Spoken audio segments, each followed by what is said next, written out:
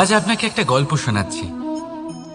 একদিন এক ব্যক্তি নিজের দ্বারে লিখে দিলেন, আজ আমি ভীষণ দুঃখী, আজ আমার সাথে কেউ দেখা করতে আসবেন না। কিছুক্ষণ পরে তার এক বন্ধু এলো, সে সেই লেখা পড়ল, তাও গিয়ে তার সাথে দেখা করল। সে বলল, আমি লেখাপড়া জানি না, কিন্তু আমার বন্ধুর মনের এই বেদনা, এটা আমাকে সবসময় ডাক দেয়। এরাই হলো আসল বন্ধু। কোনো কারণে আপনি যদি দুঃখ পান, কোনো সমস্যার সমাধান না বের করতে পারেন, এই সংসার থেকে আলাদা হয়ে যেতে চান, তাও এই বন্ধু আপনার সাথেই থাকবে। সমস্যার সমাধান না দিতে পারলেও আপনার সম্বল হয়ে অবশ্যই থাকবে।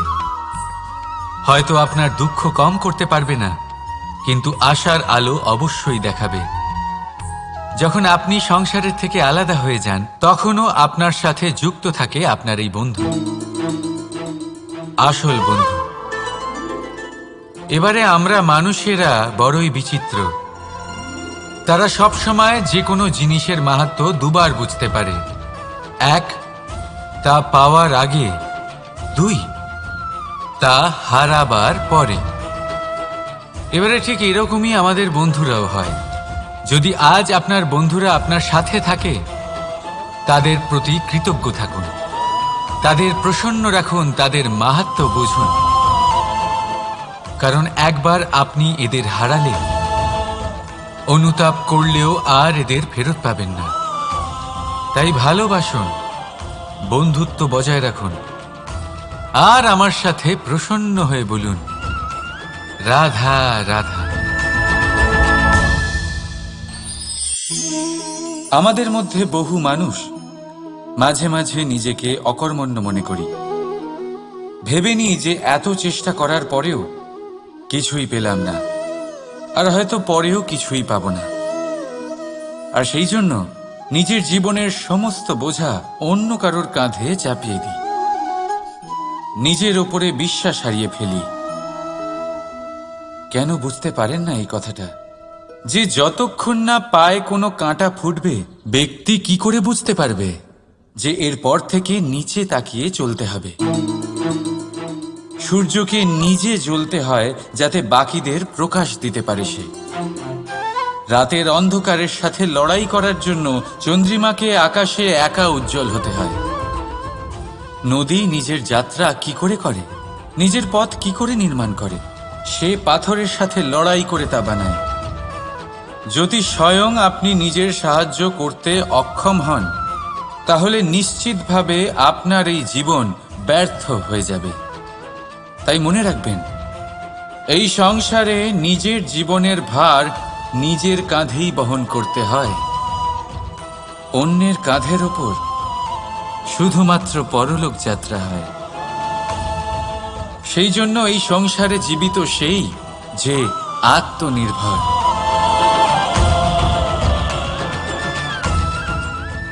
রাধা রাধা। সময়, কথায় বলে সময়ের পূর্বে কিছুই হয় না।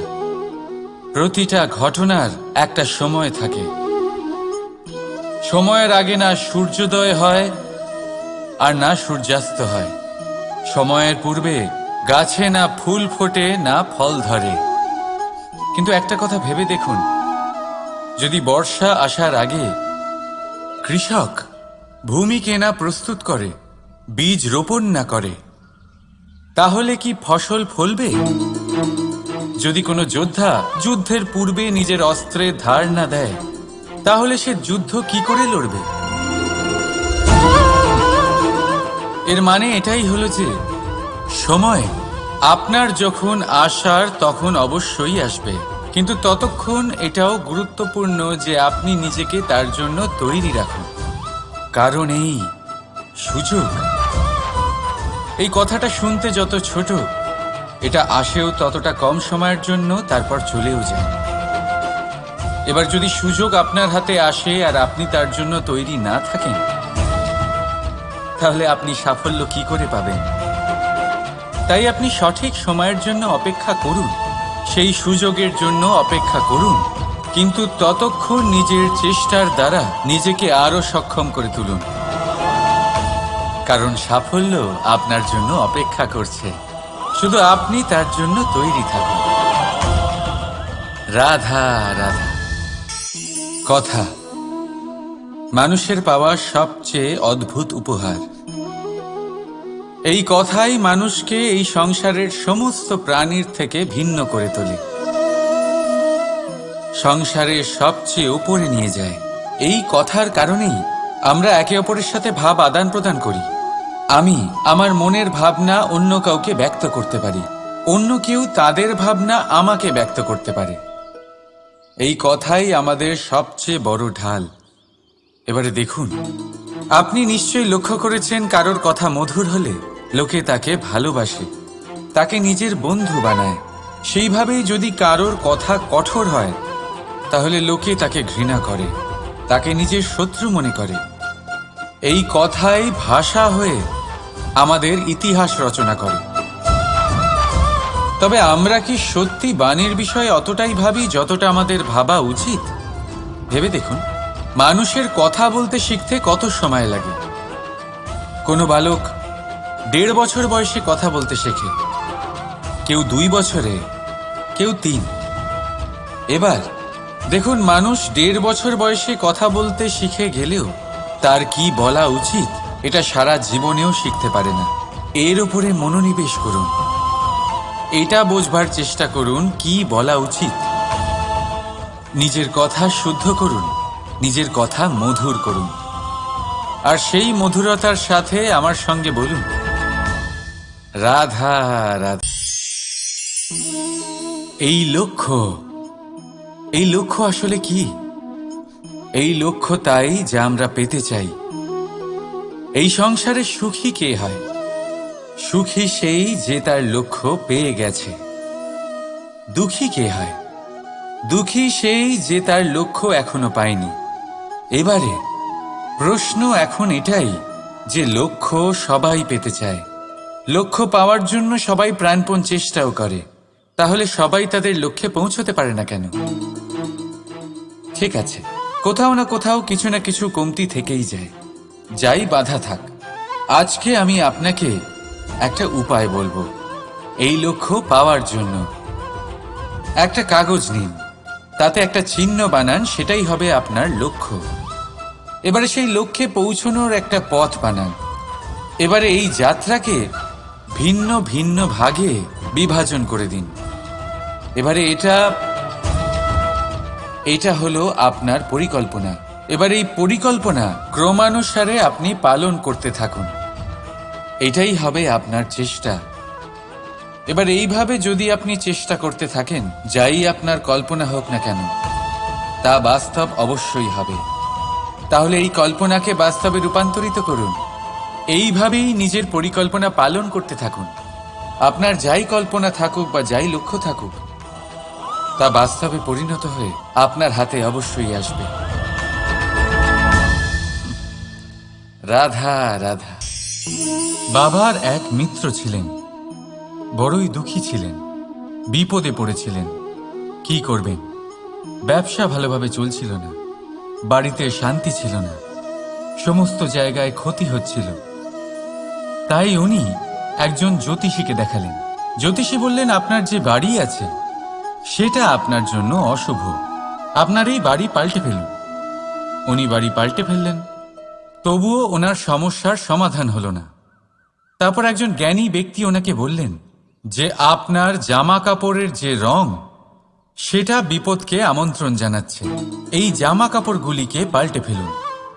উনি সেগুলো পাল্টে ফেললেন, তাও সমস্যার সমাধান হলো না।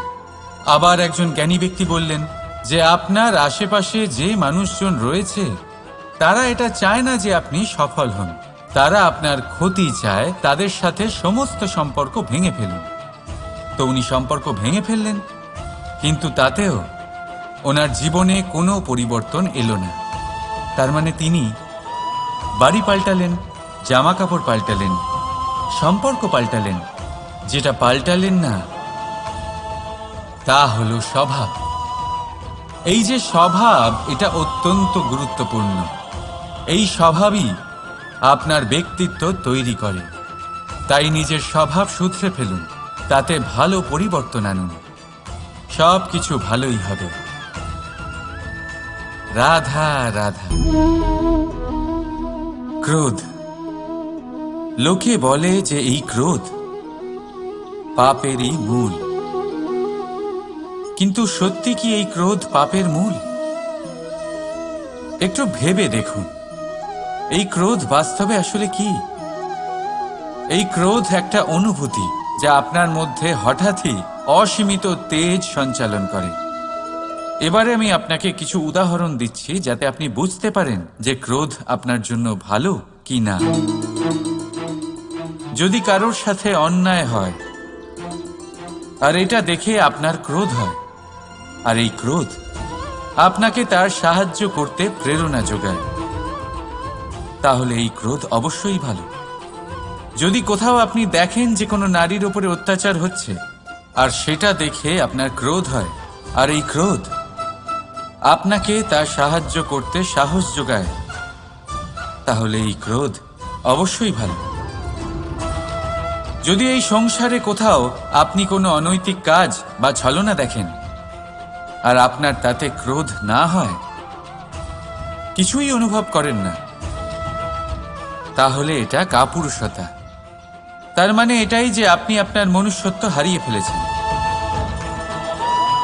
তাই এটা বোঝার চেষ্টা করুন, আপনার ক্রোধের তেজের ব্যবহারের ওপরে নির্ভরশীল হলো এই ক্রোধ আপনার জন্য পাপের সমান, নাকি এই ক্রোধ আপনার জন্য পুণ্যের স্থাপক। রাধা রাধা। মোহ। শাস্ত্রে লেখা আছে যে মোহ শুধু সেই ব্যক্তিকেই নয়, বরং সেই আরেক ব্যক্তিকেও বিনাশ করে দেয় যার ওপরে সেই মোহ আছে। এবারে লোকে কি করেন, এই শাস্ত্রে লেখা কথাগুলি শুধু শাব্দিক অর্থে নেন।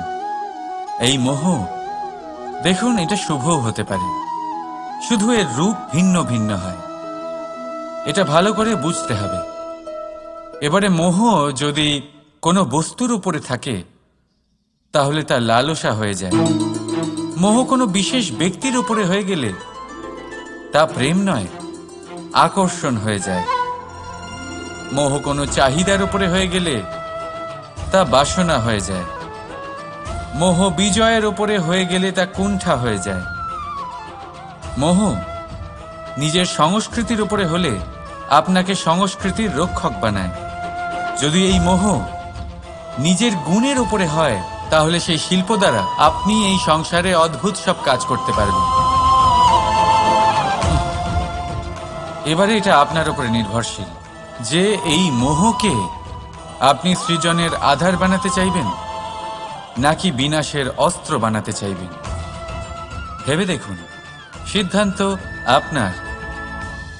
রাধা রাধা।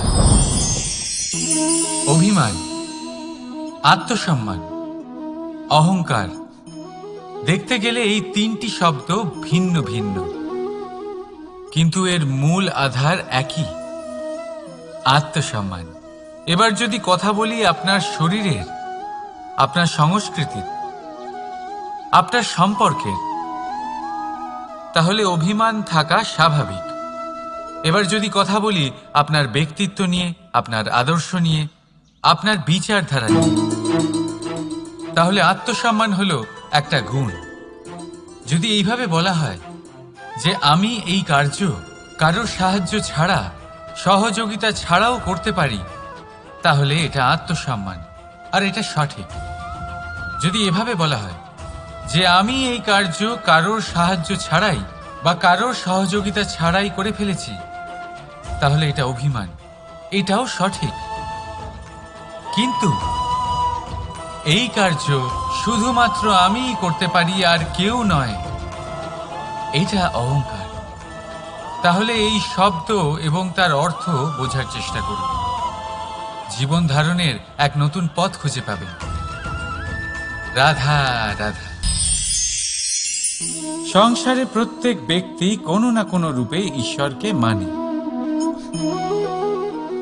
কেউ মূর্তি রূপে, তো কেউ তত্ত্ব রূপে, কেউ ভাবনা রূপে, আবার কেউ স্বভাব রূপে। কেউ নিজের মধ্যে পরমাত্মা খোঁজে, আবার কেউ অন্যের মধ্যে। কারোর কাছে জ্ঞানই পরমাত্মা। সংসারে প্রত্যেক মানুষই কোনো না কোনো রূপে তার ঈশ্বরকে পেয়েই যান। কিন্তু একটা কথা বলবো, ঈশ্বর প্রথমেই নিজের একটা স্বরূপ পৃথিবীতে আপনার কাছে পাঠিয়ে দিয়েছেন। সেই স্বরূপ হলো আপনার মাতা, আপনার মা। সেই মা যিনি আপনাকে জন্ম দিয়েছেন, আপনাকে বাঁচতে শিখিয়েছেন, আপনাকে সংস্কার দিয়েছেন। যদি আপনি কখনো কোনো অনুচিত পথে অগ্রসর হয়েছেন, তখন তিরস্কার করে আপনাকে সঠিক পথে এনেছেন। যদি আপনি এই সংসারে অসফল হয়েছেন, তখন তার আঁচলের উষ্ণতা দিয়ে আপনাকে আশ্বাস জুগিয়েছেন। সেই সমস্ত কাজ করেন এই মা, যা ঈশ্বরও করেন। সেই জন্য মনে রাখবেন যে এই সংসারে আপনার সবচেয়ে প্রথম ঈশ্বর যদি কেউ থাকে, তাহলে তা আপনার মা। প্রত্যেক প্রতিমাতে ঈশ্বর নাই থাকতে পারে, কিন্তু প্রত্যেক মায়ের মধ্যে ঈশ্বর অবশ্যই থাকে। রাধা রাধা। আপনি নিশ্চয়ই দেখে থাকবেন যে প্রদীপের নিচে অন্ধকার থাকে। যে প্রদীপ সংসারকে আলোকিত করে, সেই প্রদীপের নিচেই অন্ধকার। এবারে অনেক মানুষ আছে যারা এই বিষয়টা এইভাবে দেখে যে ব্যক্তি নিজের সমস্যার সমাধান করতে পারে না, আর গোটা সংসারকে উপদেশ দেয়। কিন্তু এইটা দেখার আরো একটা দৃষ্টিভঙ্গি আছে, আর সেটা হচ্ছে যে স্বয়ং জ্বলে সংসারকে আলোকিত শুধু সেই করতে পারে যা রাধার বড়ই শীতল হয়। এই সংসারের পথপ্রদর্শক সেই হতে পারে, এই সংসারকে দিশা সেই দেখাতে পারে যার মধ্যে সন্তোষ আর ধৈর্য শক্তি আছে। এবারে দেখুন, এটা অত্যন্ত গুরুত্বপূর্ণ বিষয় যে বিবেক তখনই কাজ করে যখন মন শান্ত থাকে, যখন মন শীতল থাকে। তাই যদি আপনি এই জীবনে কোনো বড় কর্ম করতে চান, তাহলে সর্বপ্রথম আপনার এই মনকে, এই বিবেককে, এই হৃদয়কে, এই আধারকে, এই ভূমিকে শীতল রাখতে শিখুন। ধৈর্য ধরুন। সংসারে এমন কিছু নেই যা আপনি করতে পারবেন না। রাধা রাধা। এই প্রদীপ দেখতে পাচ্ছেন আপনি? নিজেও জ্বলে আর এই বাতিকেও জ্বালিয়ে রাখে, আর এই সংসারকে প্রদান করে প্রকাশ। অন্ধকারাচ্ছন্ন ব্যক্তিকে প্রদান করে আশার আলো। কিন্তু এটা কখনো ভাবে না যে সেই মাটি কেমন হবে যা দিয়ে এটা তৈরি করা হয়েছে, সেই কুমোর কেমন হবে যে একে আকার দিয়েছে। ভাবে না যে একে কিনেছে তার বাড়ি কেমন হবে, তা কতটা সুসজ্জিত। কিচ্ছু নয়, শুধু এই সংসারকে প্রকাশ প্রদান করে। আর হয়তো সেই জন্যই প্রদীপকে এত ভালোবাসা হয়। সে নিজের বা অন্যের বাড়ি দেখে কখনোই জ্বলে না। সে জ্বলে শুধু অন্ধকারের সাথে লড়াই করতে। তাই আপনিও নিজের ব্যবহার এই প্রদীপের মতো করে তুলুন। নিজের পরিচয় সরিয়ে নিঃস্বার্থভাবে কর্ম করে যান, আর নিজের জন্য এক নতুন, এক বিশাল, এক অদ্ভুত পরিচয় তৈরি করুন। রাধা রাধা। এই সংসারে প্রত্যেক ব্যক্তি বড় কিছু করতে চায়, এমন কিছু যা এই সংসারে কেউ আগে কখনো করেনি। এমন জায়গায় পৌঁছতে চায় যেখানে এর আগে কেউ কখনো পৌঁছতে পারেনি। আর কেউ এতে সফলতা অর্জন করে। কিন্তু কিছু মানুষ অসফল হয় কেন? এটাই আমার প্রশ্ন। না তো তাদের ইচ্ছেতে কোনো কমতি থাকে, না কমতি থাকে তাদের চেষ্টায়। তাহলে কেন এরা পিছিয়ে পড়ে? এর উত্তর বড়ই সরল। এই সংসার আপনাদের বলি কিভাবে। আপনারা সকলে সংসারে মহান কাজ করতে চান, সেই মান, সেই সম্মান পেতে চান যা এর আগে কেউ কখনো পায়নি। কিন্তু আপনার সমস্যা এটাও যে এই কাজে সংসার আপনার সাথে থাকছে না। বড়ই অদ্ভুত ব্যাপার। দেখুন, ভুলে যান গোটা সংসারকে, জীবনে একা একা এগিয়ে চলুন। গঙ্গোত্রী থেকে যখন একটি জলের ফোঁটা বেরোয়, তখন সেটা শুধু এক বিন্দু জল। তারপরে যখন সে তার যাত্রা শুরু করে অন্য জলের ফোঁটার সাথে মিশে, তখন সে স্রোতে পরিণত হয়, গঙ্গাতে পরিণত হয়। যদি আপনি জীবনে এগোতে চান, তাহলে একলা এগোতে শিখুন, নির্ভীক হয়ে, সাহসের সাথে, ধনাত্মক চিন্তা নিয়ে জীবনে এগিয়ে চলুন, একা এগিয়ে চলুন। আর দেখবেন সেই মান, সেই সম্মান আপনার জন্যই অপেক্ষা করে আছে। রাধা রাধা। কর্ম। মানুষ সর্বদা কর্ম করতে থাকে, আর এই কর্মের জন্যই সে মান, সম্মান, ধন, প্রতিষ্ঠা লাভ করে। এবার মানুষ সবসময় চেষ্টা করে যাতে সে ভালো কর্ম করে যায়। তাহলে আপনাকে বলি, শুধু ভালো কর্ম করাই আবশ্যক নয়, তার থেকে বেশি জরুরি হলো এই খারাপ কর্মকে বোঝা আর তার থেকে দূরে থাকা। কারণ যখনই আপনি কোনো সঠিক কাজ করেন বা ভালো কাজ করেন, কেউ তা মনে রাখে না। কিন্তু এই সংসারে বিষয়টা হলো এরকম, আপনি একটা খারাপ কর্ম করুন আর সেটা সবার মনে থাকে। এই খারাপ কর্ম কাজলের এক কৌটোর মতো হয়। আপনি যতই চেষ্টা করুন বাঁচিয়ে ব্যবহার করার, কিন্তু এই কালিমা কোথাও না কোথাও অবশ্যই লেগে থাকে। সেই জন্য জীবনে ভালো কর্ম অবশ্যই করুন, কিন্তু তার থেকেও বেশি জরুরি হলো এই খারাপ কর্মের থেকে দূরত্ব বজায় রাখা। আর এটা অবশ্যই করবেন। রাধা রাধা। সংসারে সমস্ত জায়গায় এই ব্যবসা চলতে থাকে। কিছু পাওয়ার জন্য কিছু দিতে হয়, লাভের জন্য কিছু বিনিয়োগ করতে হয়। যদি কারোর অনুভূতি জানতে হয়, তাহলে নিজের অনুভূতিকে ব্যয় করতেই হবে। এবার দেখুন না, কারোর আসল চেহারা যদি জানতে হয়, তাকে স্বাধীনতা দিয়ে দেখুন। যদি কারোর মনের শুদ্ধতা জানতে হয়, তাহলে তাকে ঋণ দিন। যদি কারোর গুণ জানতে হয়, তাহলে তার সাথে একসঙ্গে বসে ভোজন করুন। যদি কারোর ধৈর্যের পরীক্ষা নিতে হয়, তাহলে তাকে তার প্রিয় কাজ করতে বারণ করে দেখুন। যদি কারোর ভালো দিক জানতে হয়, তাহলে তার থেকে পরামর্শ নিয়ে দেখুন। এক অনুভূতির বদলে অন্য এক অনুভূতি বিনিময় করতে হয়। কিন্তু এই সংসারে একটাই এমন অনুভূতি আছে, যেটা দেখার জন্য, যেটা পাওয়ার জন্য আপনাকেও ঠিক সেই অনুভূতিটাই দিতে হবে। আর সেটা হলো প্রেম। যদি কারোর ভালোবাসা দেখতে হয়, তাহলে তাকে নিঃস্বার্থ ভালোবাসা দিন। যদি কারোর থেকে ভালোবাসা পেতে চান, তাহলে তাকে নিঃস্বার্থ পরিশুদ্ধ ভালোবাসা দিন। রাধা রাধা। কথায় আছে, সময়ের পূর্বে আর ভাগ্যের বেশি কেউ কিছুই পায় না। এবার এর মানে কি এটাই যে আপনি শুধুমাত্র সময়ের অপেক্ষা করবেন, সবকিছু নিজের ভাগ্যের ওপর আর কপালের ওপরে ছেড়ে দেবেন, নিজে কিছুই করবেন না? যদি আপনি এরকম করেন, তাহলে আপনি একটা বস্তু অবশ্যই পাবেন: নিরাশা, অসফলতা। এবারে আপনি বলবেন, যদি সবকিছুই ভাগ্য আর সময়ের ওপরে নির্ভরশীল হয়, তাহলে আমরা কি বা করতে পারি? করতে পারেন চেষ্টা, পরিশ্রম। এই চেষ্টাই আপনার জীবনে সেই সময়কে আপনার কাছে টেনে নিয়ে আসে, সেই সময়ে যার অপেক্ষা আপনি করছেন।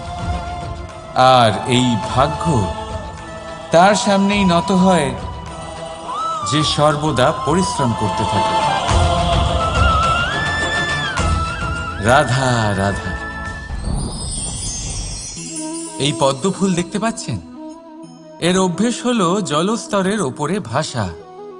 সেই জন্য জলাশয়ের জলস্তর যখন বৃদ্ধি পায়, এই যে ফুলের কাণ্ড দেখছেন সেটাও বাড়তে থাকে, যাতে এই ফুল জলস্তরের ওপরে থাকে। কিন্তু যখন সেই জলাশয়ে জলস্তর নামতে থাকে, সেই কাণ্ড নিজেকে ছোট করতে পারে না, আর এই ফুল নিজের ভারে নিজেই ভেঙে পড়ে। এবার এটা আমাদের সাথেও হয়। সময়ের সাথে আমরা জীবনে যত সাফল্য পাই, আমাদের জীবনের স্তর বাড়তে থাকে। আর যখন আমাদের সংস্থান কমতে থাকে, আমরা সেই জীবন স্তর ছাড়তে পারি না, আর শেষ পর্যন্ত সেই জীবন স্তরের কারণেই ভারাক্রান্ত হয়ে শেষ হয়ে যায়। সেই জন্য যদি কিছু রাখতে হয়, তাহলে তা হলো দৃষ্টিভঙ্গি। সাধারণভাবে জীবন যাপন করতে শিখুন। সময়ের চক্রও আপনাকে মাত দিতে পারবে না। রাধা রাধা।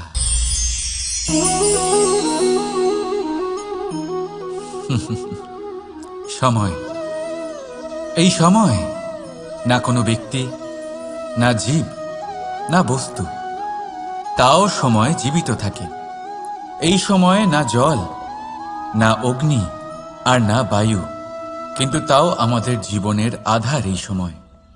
দেখতে গেলে মানুষ এই সময়ের হাতের খেলনা। কখনো আমাদের সময় ভালো হয়, আবার কখনো খারাপ।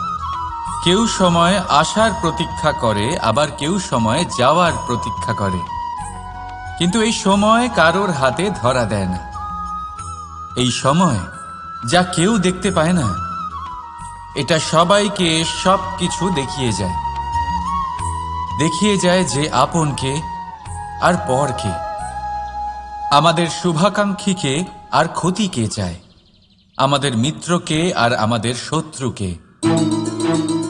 এই সময় আপনাকে দেখায় যে আপনি কতটা শক্তিশালী, সেই সময় আপনাকে দেখিয়ে যাবে আপনি কতটা দুর্বল। এই সময় সব কিছু দেখিয়ে যায়। তাই এই সময় যা এতটা শক্তিশালী, তা আমরা নষ্ট কেন করি? ভেবে দেখুন। এবারে উঠুন আর এই সময়ের সম্পূর্ণ ব্যবহার করুন।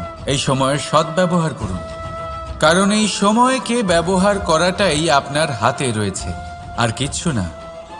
আর এই সময় একবার বয়ে গেলে, তখন যাই করুন না কেন, কখনো ফেরত আসবে না।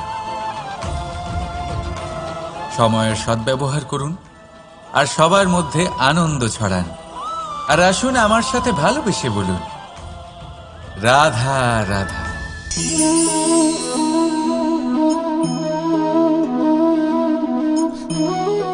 এই জল দেখতে পাচ্ছেন আপনি? এটা ঘোলা জল, এতে ময়লা মিশে আছে। কিন্তু যদি আপনি এটা কিছুক্ষণ এমনি ফেলে রাখেন, তাহলে দেখবেন এই ময়লা আপনা থেকেই নিচে থিতিয়ে পড়বে। কিন্তু এই পাত্রটা নাড়াতে থাকলে এমনটা হবে না। শান্ত ছেড়ে দেবেন, তবেই এই ময়লা নিজেই নিচে চলে যাবে। ঠিক সেইভাবেই যখন আমাদের জীবনে কোনো সমস্যা আসে, কোনো অশান্তির সৃষ্টি হয়, তখন উত্তেজিত হয়ে পড়লে, নিজের সংযম হারিয়ে ফেললে আমরা এর সমাধান পাব না। শান্ত থাকলে তখনই সমস্যার সমাধান পাব। তাই মনে রাখবেন, ধৈর্য আর সংযম দ্বারা শান্ত মনে বিচার করলে যত বড়ই সমস্যা হোক না কেন, তার সমাধান আপনি অবশ্যই পাবেন।